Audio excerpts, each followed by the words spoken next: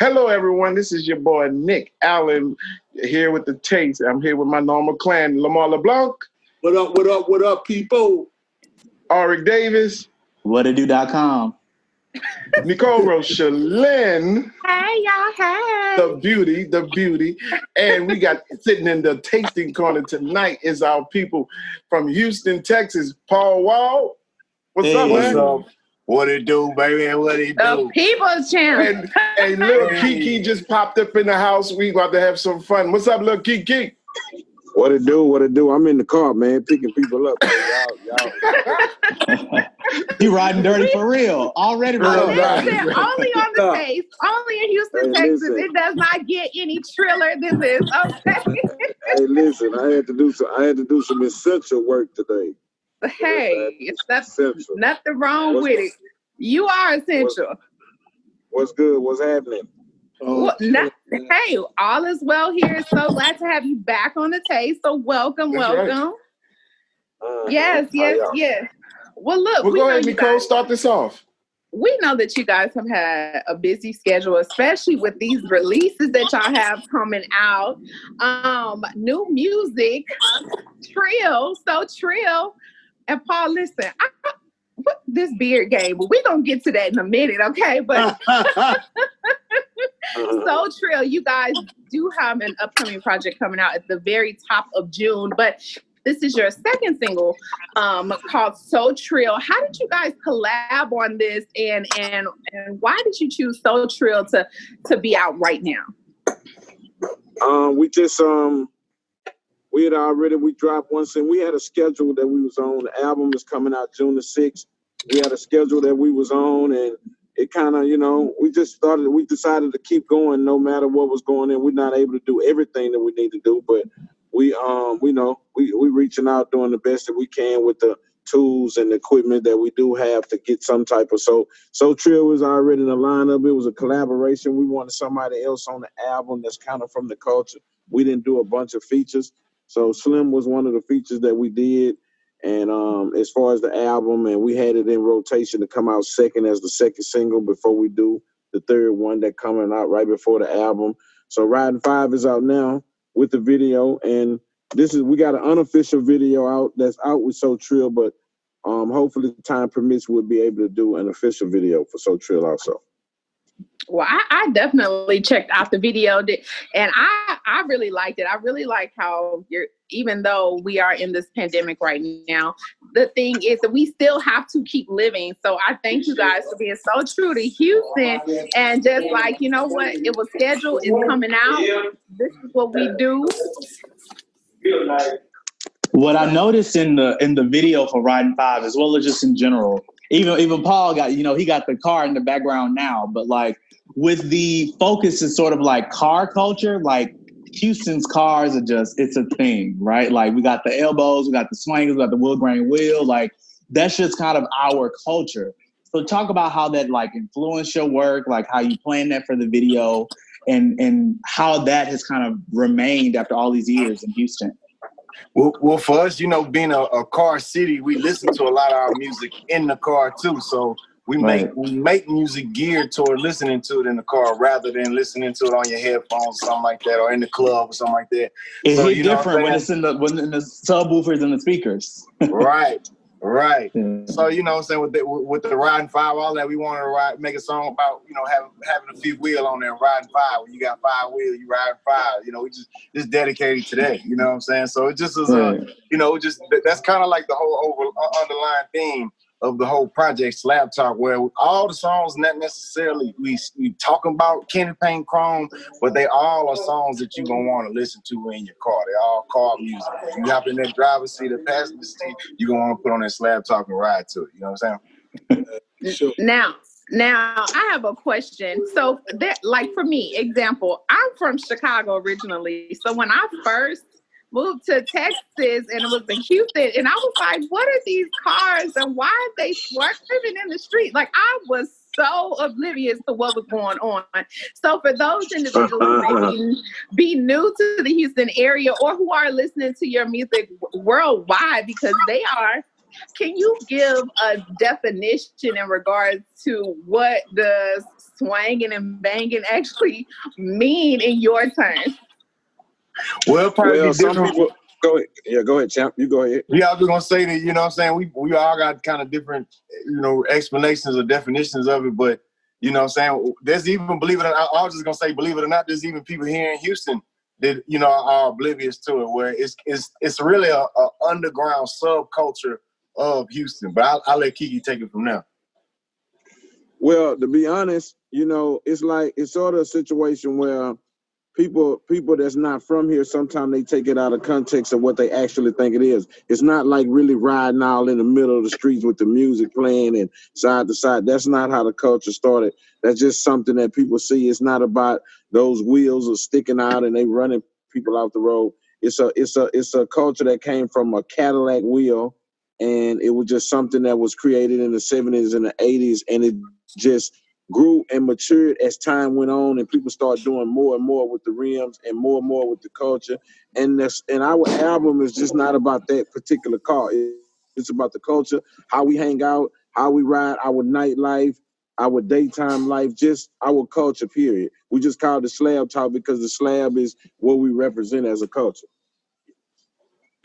Thank you for that. And I think it's so beneficial that you can. Are you at the drive-thru, Keke? You ordered some chicken? No, I'm at the ATM. I'm at the ATM. Come on, Big Bank Hank, always. The cold part about it is the cold part about it. Y'all made my card get spit back out because I was taking too much time to get over there and take care of my business.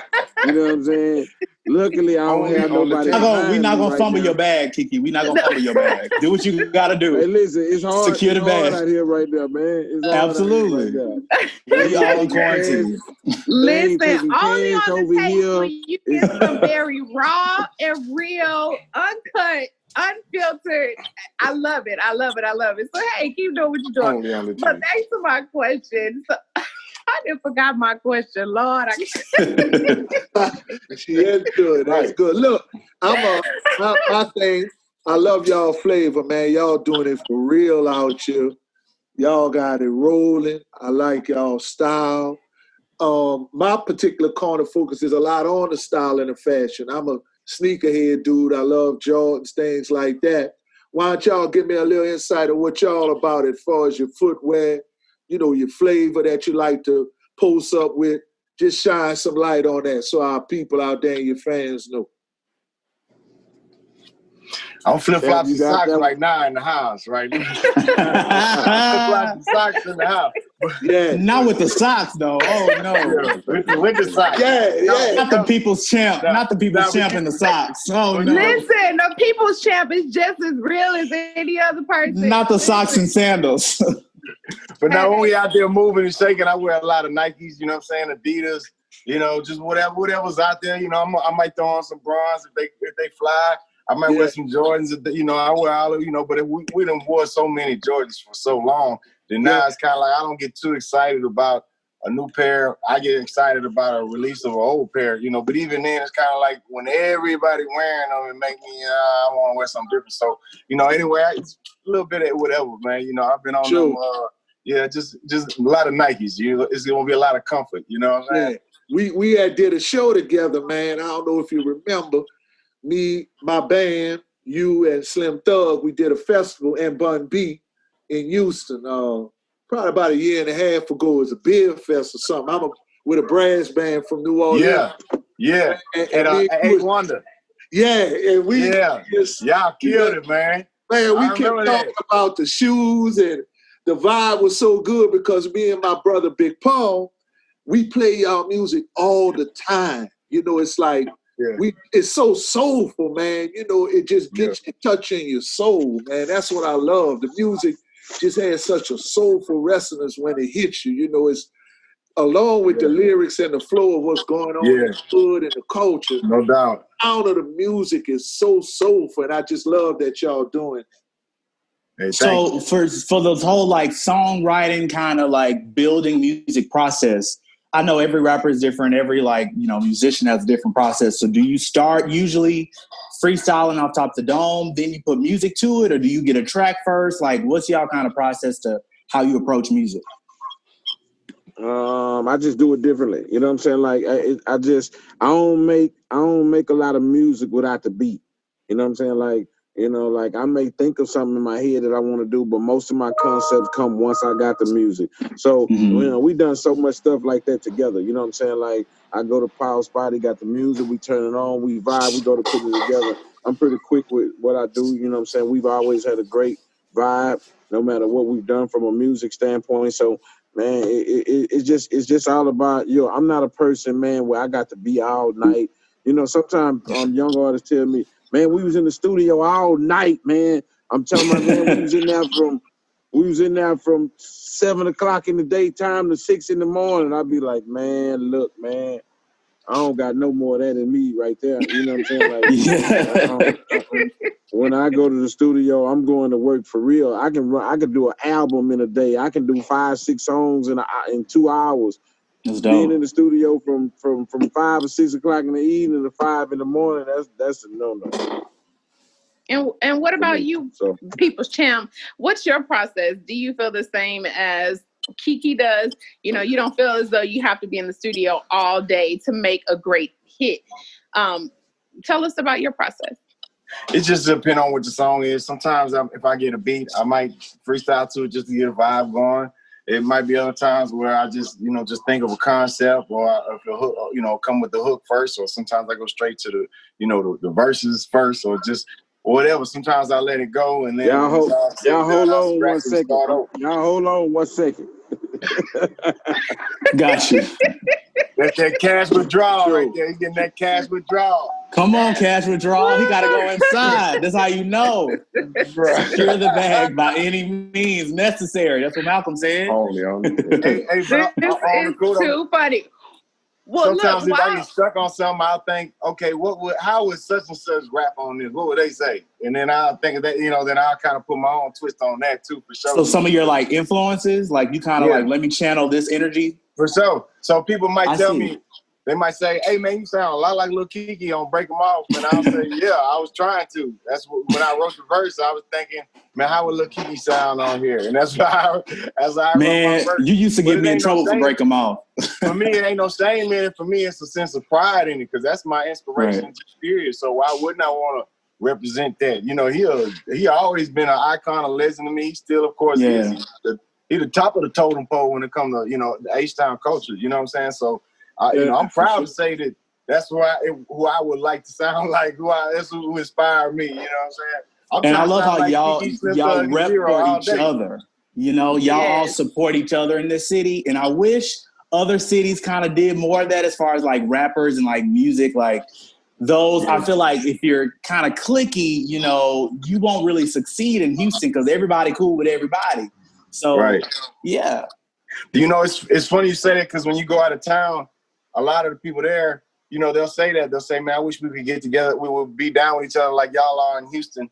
But then in Houston, there's a lot of people that they are kind of cliquey. So if they cliquey, then if you're not in their clique, then they not supporting you. You kind of not supporting them because there's not an opportunity to. And they feel like, I don't know, like support. People want support. They want that curbside service when it comes to support. They want it their way. The cash withdrawal. Support each other different ways. You know what I'm saying? If I would have ran out of gas on y'all podcast, that wouldn't have been something to write about right there. Wow. Well, we report the news. We glad are journalists. We're so glad. But Paul, I'm glad you said that, because it really takes a lot of self-confidence within a person to say, you know what, yes, I do support this person. Yes, I'm intentionally trying to sound like this person, and I'm okay with it. It takes a person who is very strong within themselves to admit that and admire others and openly be able to say that. And I wish that we saw a lot more of that, because I think it's okay to move. People do move and grow on their own, but when they're around others, that have the same type of focus and the same type of mindset and want that same type of growth. When you guys come together, you know, you're doing great things apart, but also being able to come together and just unite and be an example for your city and other cities and countries, I think it's very commendable. So thank you for being a wonderful example to your fans. Hey, for sure. You know, some people, they'll tell you, they not ashamed to tell you personally that you inspired them. But then when it comes to publicly, you ask them who inspired you, they saying something publicly, strategically. Let me say who inspired me, because it's somebody I want to do a song with. I wanted to get back to them. Not necessarily, you know, but they'll come tell you personally, hey, you inspired me, you inspired me, you inspired me. But just publicly is where there's a disconnect a lot of times, you know what I'm saying? But social climbing. Yeah. That happens. So that happens in every field, definitely. Now listen, Paul, as you were speaking, I saw your grill. Now listen, we know that you don't only rock the grill. You don't only rock a grill, you also have turned this into a hustle. Tell me, how did you collab? And to my recollection, you are doing this in collaboration with Johnny Dang. Is that correct? Yeah, my boy. You know, it all started with trying to get the best deal. You know what I'm saying? The best price I could get on the grill was if I made them. So I was like, let me find out how I can make them. I can get that discount. And then from there, it's every step of the way. Me and Johnny, we kind of just fell into each other's lap, you know, like hand in hand, where he was making the grills and I was just, good at customer service and, good at marketing. And we just were perfect for each other. You know, we just helped build the business up, and it's been real great to have a good partner like my boy Johnny. What it do, Johnny? I used to get in trouble trying to use the gum wrappers and flip them onto my teeth. Yeah, talking about I was a people's champ in 4th grade. Hey, I was putting some gum wrappers on my teeth too. You know what I'm saying? Listen, for those who are inspired by your grill and want one, but are doing the bubblegum method, listen, where can they find you? Yeah. Hey, we all over the internet, but we got a direct number on it too. You can hit me 713-344-5460. Come on, area code. Plug it in. Yeah. Area code. Let's go. You know what I'm saying? 713-344-5460. You know what I'm saying?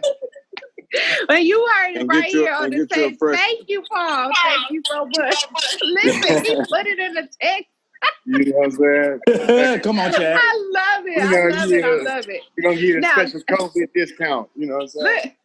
COVID discount. Okay, y'all. Y'all heard the words. Paul is giving away COVID discounts for these grills because we know that some people are not getting a check right now. So, he got that COVID discount for you. So hit him up and we'll make sure it gets to mention this on the show a little later. Well, look, Keke, we know both you and Paul are big sports fans. Now, we know drafts just happened. Who is your team this year? That's a trick question. You gonna go ahead. Put them on record. Setup. That's a setup. I'm everything Texas, man. Texas and the Cowboys. I'm everything Texas. Cowboys in the house. Everything Texas. Shut that down, please. Cowboys. You know what I'm saying? I'm everything. I'm for the city and I live the cow, so I'm everything Texas. So we having them, I'm everything football as of right now, long as it come back. That's all I want. Long as it do that, I'm good. Yes. Well, as they open things back up, I think I read somewhere that they said that sports teams can reconvene, but no more than 4 people can play. And I don't know how that works. And I don't even know how many people are on a football team, basketball team, with a swim team, but I think it's more than 4. Social distancing. So hopefully it'll come back because sports are, there are many sports fans out here, excluding me because I wouldn't know what's going on. You can catch me at Little That's League, but the sports my area culture. too, Little League. Yeah, the sports culture, just like music, is really, really big. And there are millions and millions of fans, not just in the same city or a different state, but throughout the country. So what about you, Paul? Who's your go-to team this year? For sure, baseball. I'm Astros all day. Other than that, I'm Texas everything. So, I definitely like the Texans. That's my squad. It's a tough time for Texans fans, right now. But, hey, Bill O'Brien, till he gone, it's going to be we're not holding our breath, on going too far in the playoffs till Bill O'Brien get up out of here. About that campaign. Yeah, you think he must have some communication issues with the players or something, huh? What you think? I just think they trying not to get discouraged. Sometimes when they say, "Hey, how you doing?" I'm fine. But you trying to psych yourself out. Hey, I ain't mad at them for saying that, but you gotta stop. I don't think nobody has because DeAndre Hopkins gone. You gotta stop hiring people because they used to work for the Patriots, man. Just because you used to work for the Patriots, that don't make you believe. That don't mean you know what you're doing. Right. Everybody, all the Patriots coaches, they get all these top jobs. That don't mean Bill Belichick know what he's doing. Bill O'Brien, that don't mean he'll chip off the old block. Yeah. So, until we get that problem fixed, ain't no telling what we're gonna do. Like Nicole was saying about the possibility of opening up the gyms for the different sports teams, basketball, football. Give me y'all opinion on that. Do you think it's time to move, further to that, or you think we should wait a little while longer? I mean, sometimes it's like anything better than nothing, So who am I to say nah? Because I'd rather have anything, But at the same time, I didn't watch horse when they was playing horse, and I didn't watch when they was playing 2K.